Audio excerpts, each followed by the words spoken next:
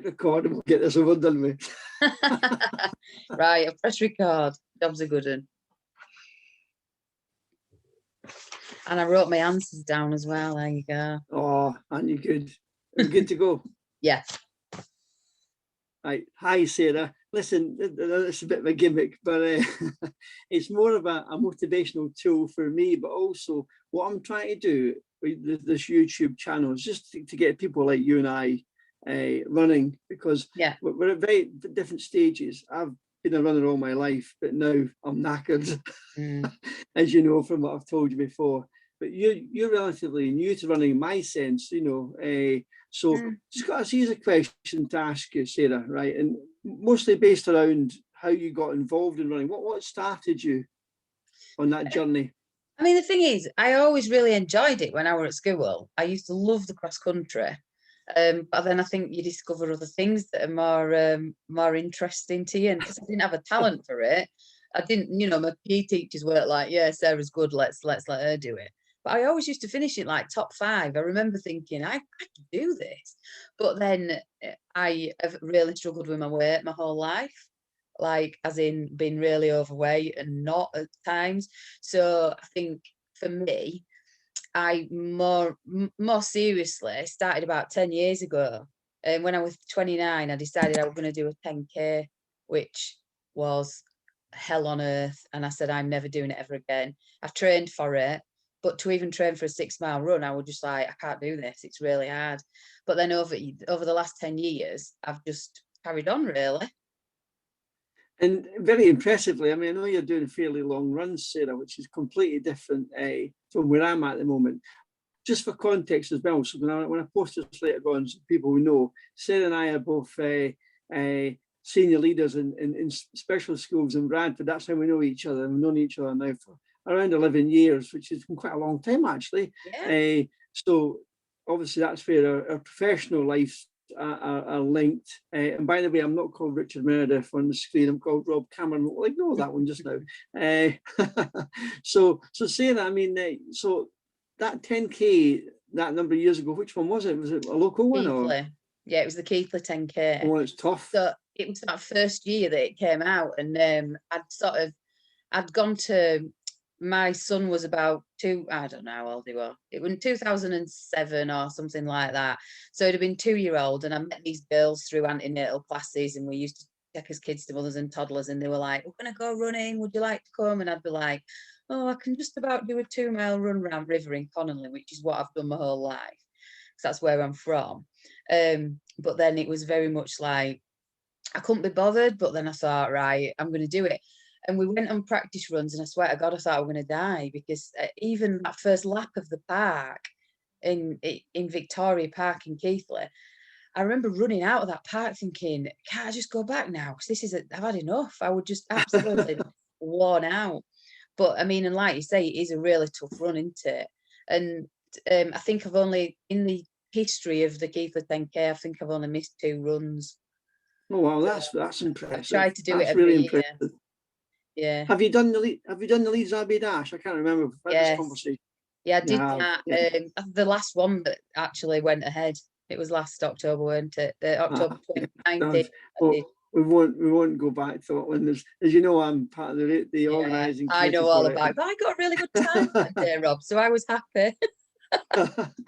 We remeasured it 3 times, and it was literally 2 of them were correct, and one of them was over distance. So we've got to go with that. But that's just the way it rumbles sometimes. Yeah. So I think anyway, that was my last 10K that I did, like a competitive one, and I think I did it in 58 minutes, and I was really happy. Right. But the one before the Keighley 10K, the last time I did it in 56 minutes, and I was really happy, because the first time I ever did it, it was 1 hour and 20. So when you think like knocked 20 odd minutes off, I was absolutely delighted. I mean, I'm skipping through the questions here, but is that one of your favourite races, the Keighley one, because it's local and you know it better, or have you got one that's more, I like that one because of this reason? I think one of my favourite ones, it is one of my favourites because I like it, because I work in Keighley, so all my friends that work at my school, they come out, they cheer, they clap, they write little banners for me. And it's just brilliant. It really is. You feel like a celebrity running through town. And I love it. I do like it. I've done the Leeds half marathon a few times and I really enjoyed doing that. And that's a tough one as well because it's hilly in parts. Yeah. Yeah. Mind you, listen, you live in Keighley, you can't avoid hills, can No. you? Really? No. No. So, and that's a good thing because I think, you know, when we do run, if you're used to running sort of uphill, it does add to the strength. Do you find that? Yeah, absolutely. Because I live in Cross Hill, so I live in the bottom of the valley. Right. So I like to run up to. It probably means nothing to you, but I always have to run up a hill to get anywhere. So I run. I have to run up this really steep hill, and whichever run I do, I always set off and do that hill because I know that I've got to. You know, once I've got to top of there, it's either all downhill from there or I keep on going. But I just think it always sets us up and we get to top of there to go with my sister-in-law and we're absolutely worn out when we get to top, but we know that we've done it and we try and get faster every time. So Well, it's a great marker for you to sort of test yourself again. I mean, that's my yeah. next question. Do you run alone or you're in a group or do you involve in a club? Tried a running club, but I think I'm too independent that I like to do my own thing. So if I get up on a morning and think I want to go for a run, I'll do it. And if I'm going for, I'm just not into this running club business. However, I go with my sister-in-law, who's also one of my real close friends. So she just tells when we meet, she's like, right, Sarah, where we're going today? Because she's sort of stuck to sort of 10Ks. But more recently, she's kept saying, right, can we go further? So yesterday, we did 12 miles together, and that's the longest she'd run. And she's tired today. She said her legs are hurting, but she's absolutely made up that she's done that distance.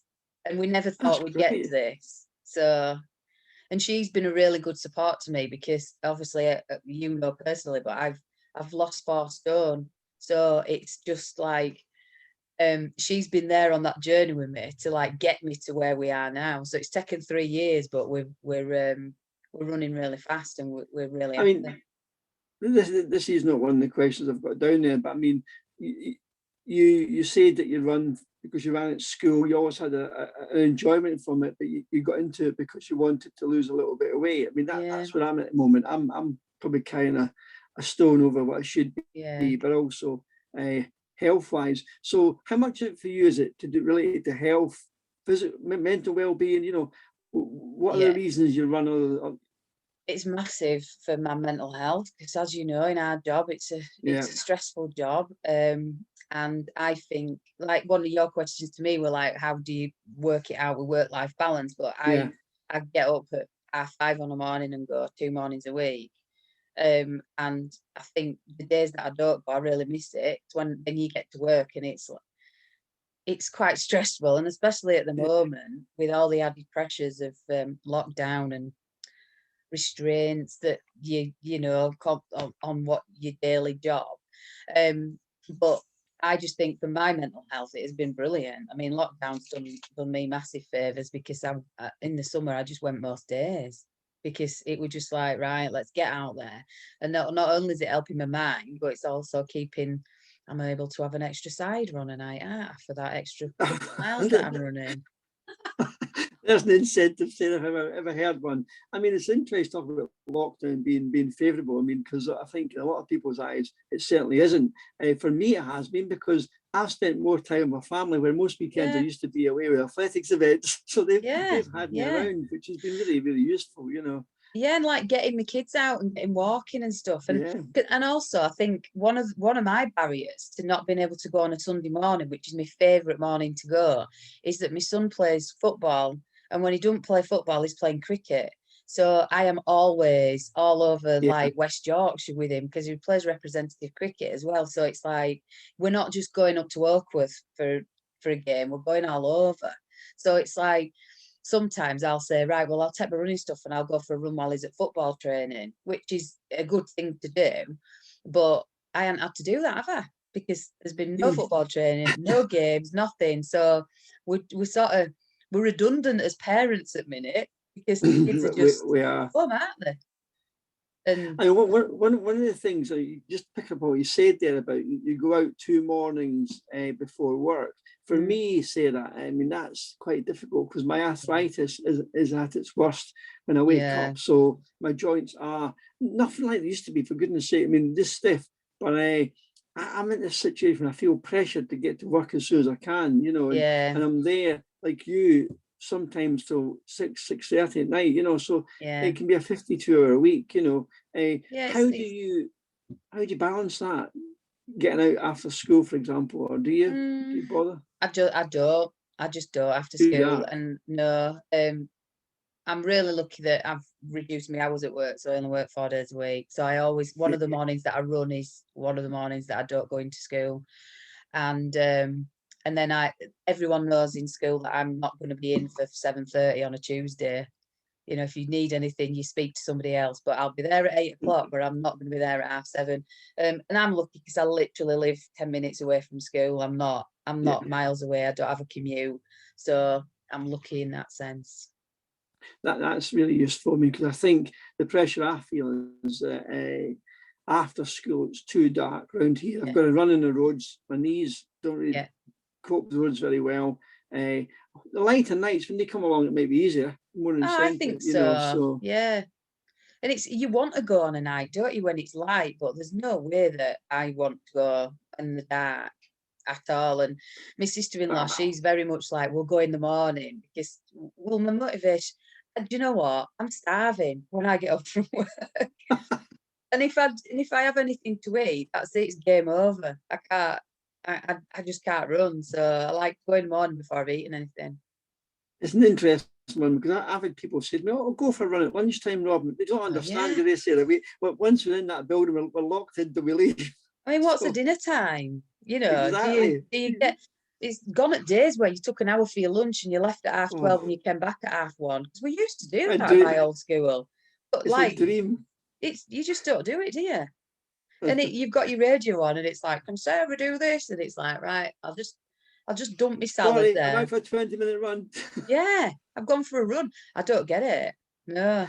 No, it is a challenge. It's trying to fit it in, certainly. So, I mean, running's obviously done your power of good, not just physically, but also from a mental well-being point of view. Do you combine it with any other types of fitness regime? Do you cycle or? No, I did a lot of cycling before I had children. I was always on my bike. I went everywhere on it. I went to work on it. I went, you know, wherever I went, I took my bike. I even used to ditch it round back at pub and go to a nightclub and then call and get it on the way back. Seriously, I'm not even joking. But now, the only thing I'm trying to do at the moment is my weights, because yeah, just to, well, I'm thinking we could get on holiday this summer. So I don't want, you know, I'm all right. I'm okay everywhere, but I need to sort these bingo wings out, you know. But no, we just walk a lot. I've got a dog, and he's a Labrador, so we walk a lot of miles a day. Oh, that's really, really useful. I mean, that does make a difference, because it's almost like a recovery run for you, going for a walk and you know, getting you out there. Yeah. So, I mean, do you have any sort of favourite surface to run on, or any favourite routes that you run that you can tell us about? I do run on road mostly, or on the canal. I've tried off road. I really have tried, and I just find it really difficult. But I broke my ankle when I was a teenager, and I'm terrified that I'll go over on it. You know, and even though I wear these, I've got the trail running shoes. I'm so scared. And I've done the Bolton Abbey run a few times, the 10K there, and I've just been petrified about, you know, the surface. And I think I can't get past that. So I stick to roads. And I like to run to Skipton. I've a little village that I live in. I'm in Cross Hill, so I run to Connolly. And then on to Main Road to Bradley, then to Skipton, and then back on Canal. And it's a nice little run. Well, maybe once I get some level of fitness, I can come and do a run with you. But at the moment, 25 minutes is long enough. Yeah, but you know what? I bumped into somebody this morning when I were out running, and I took my friend with me today, who I don't often run with, and she said to these girls that we bumped into, she went, "She's a right taskmaster, Sarah. She won't let me stop on these hills. I want to walk and she won't let me." And I'm like, "Well, no, You're not out to walk, you're out to do some running. So come on, Miss Hill. But I said to her, I introduced her to one of the girls that we bumped into, because she was the one that 3 years ago were like, come on, Sarah, you can come running with me, because we signed up for the Harewood House half marathon. Oh yeah. Yeah, we did that together. So that was, it's 3 years ago. And that, I can honestly say, was the worst experience of my life. It took me 2 hours, 40 minutes, but I was 4 stone heavier than what I am now. And Well, I look at the photographs and I just was like, I don't even know how I got around. I remember getting in my car to drive home from Harewood House, and I could barely do clutch, and because I was absolutely, it was awful. But look at that incentive. You look back and think, wow, what a journey, and you can use that to motivate other people. I mean, I did this. It's been a journey, but I do it because I enjoy it, and look at me now. Do you have a favorite pair of shoes that you wear? I mean, do you always buy the same type of shoe? Or are you not bothered? Well, to be honest with you, when I first started, I bought whichever were in sale, to be honest. But then I went and had my feet. I stood on one of them machines, because I do. Yeah. My brother tells me that I've walked funny because I put my hip. I don't know. So I went and stood on one of them, and I got some New Balance. So I've just always got New Balance. Do you run with the wear on the outside of the shoe, or do you turn in? Apparently in. Yeah. So you're supernating. So yeah, I mean, as a geeky teenager, Sarah, I worked in a running shop, and we used to do all the foot analysis. So I mean, I worked there because I was a runner, and it was handy, and it was good pocket money. But you learn about. I mean, people do run differently, and they create shoes so that they give you that support. So New Balance is a really good model in terms of good support. So I really like them, but it's funny now because I'm like, after about 3 months, I'm saying I need some new trainers, and then I'm like, well, when you do the research, you do need new trainers after 3 months. Last week alone I ran 40 miles. So if you're changing your trainers after every so many miles, you're going to be getting new trainers regular, aren't you? What UK size are you? Interestingly, I'm a 7.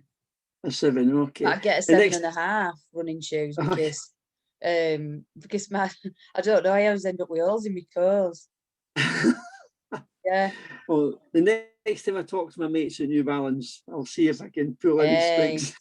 It's not what you know, it's who you know, Rob. So my last question, and this is really just about, I mean, I don't know whether you have got a favourite athlete who's inspired you. It doesn't have to be a runner, it could be another sports person. Is there anybody out there you always look up to? You don't have to say me, of course.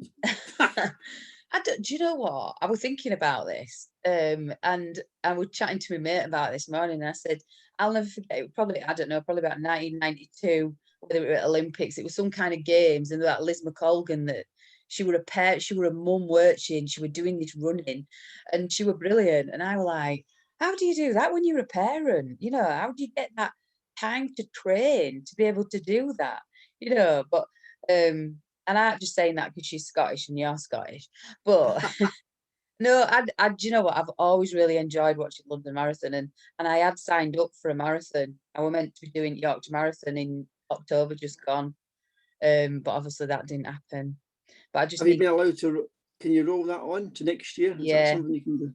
Right. Yeah, it's October again. So in fact, I've got quite a few because I was doing Manchester one as well, Manchester half. So that's been rolled forward to this year too. So I mean, whether it goes ahead, I don't know, but we'll just wait and see, don't we? Oh, well, best of luck. So just, I mean, a little known fact that Liz and I are quite close friends. You're joking. We're the same age, and we ran together from school Wow. School level right up to senior international. But she went when I went. So what year were it then that she were a mate? I remember watching it at my mate's house, and I must have been, I don't know, maybe 12 or 13. I'm not sure. What year did she hit the big time? Oh, she hit the big. I mean, so in 1982, we both went to World Cross Country Championships together, and she was a talent then, but not a world talent. But Yeah. it was the early 90s when she Thought it were began to early come through. 90s. In 96, she won a Commonwealth Games medal, and Yeah. then from there onwards became sort of a world star, you know. So Yeah. I'll see if I can get to send you a signed photograph. Oh, She now lives in Dubai, and of course, you know, our daughter Ailish is now following her footsteps, and yes, I she's saw her. Yeah, I saw that. Yeah, that's yeah, brilliant, isn't it? she's doing really, really well. But Sarah, it's been an absolute joy talking to you. Thanks very much. You don't mind me posting this on my YouTube site because I'm asking you to No, record it anyway. I think it's just really important to think that, like for me personally, I'm always a bit of a, I like to do things, but I like to do it with somebody else as well. So for Yeah. me, it was like getting that perfect running partner to do my running with, and which is my sister-in-law Vanessa. I mean, she at times, sometimes we'll go for a run, and I'll say, right, we're going to go this way now, and then we go up the hill, and she's like, I can see her looking at me as though I said she's going to kill me. You know, when we get to talk. Cheers for that, Sarah. But I'm like, it's all for the better, you know, for the greater good. It's all for the Go for good. it. So, but yeah, I think Oh, it's really great. important that, and have a focus. Just, Yeah. you And know. it's really nice to hear those two. I mean, so you've got a really good, close running partner who supports you and you support her, and Yeah, you've got a focus to go for, and that could be those events that you're aiming for yeah, during the year, you know. So, yeah. And if I okay, can Sarah, do it's it, been a pleasure. yeah, if I can do it, anyone can do it. Thanks for Right. that. I'll catch up with you during the week. All right. Okie Bye. doke. Bye. Bye. Bye. Bye.